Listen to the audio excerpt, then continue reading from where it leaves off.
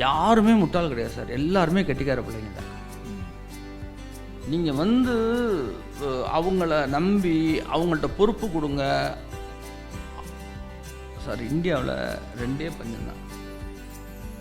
ஒன்று ஐடியா பஞ்சம், இன்னொன்று வாய்ப்பு பஞ்சம்.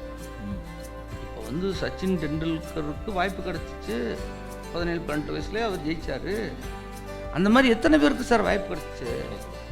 ஏஆர் ரஹ்மானுக்கு கிடச்சி. வாய்ப்பு கிடைக்காதவங்க எவ்வளோ பேர் இருக்காங்க சார். நீங்கள் வாய்ப்பை கிரியேட் பண்ணணும் சார். நீங்கள் வந்து முதல்ல நான் ஒன்று சொல்கிறேன், வியாபாரியாக இருக்காதீங்க. வியாபாரியாக இருக்காதீங்க. வியாபாரியாக இருந்தால் நீங்கள் வந்து லாப நட்ட கணக்கு தான் பார்க்க தெரியும். நிர்வாகியாக மாறுங்க. You should become an administrator.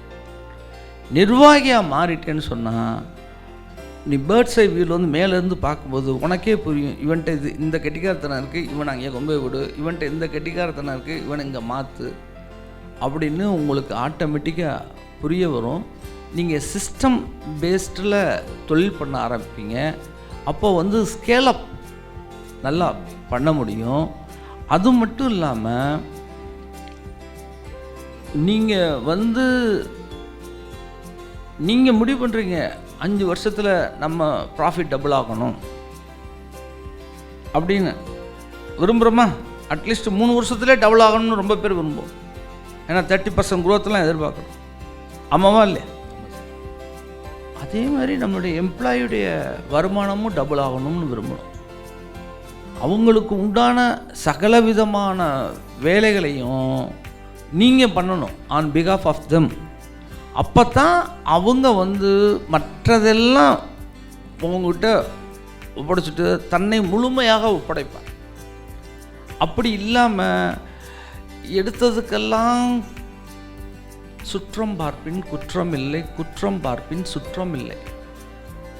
அவன் நம்ம பிள்ளையா, அவன்கிட்ட போய் கோளாறு சொல்லிக்கிட்டே இருந்தீங்கன்னா எப்படி இருப்பான்?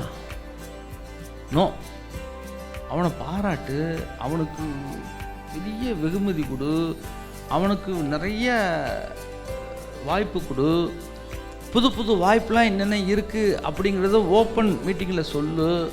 நான் இதுக்கு வர்றேன்னு வெளியிலேருந்து இதுக்கு ஆள் எடுக்கிறேன். முதல்ல உள்ளவனுக்கு அந்த வாய்ப்புகளை கொடுக்கணும்.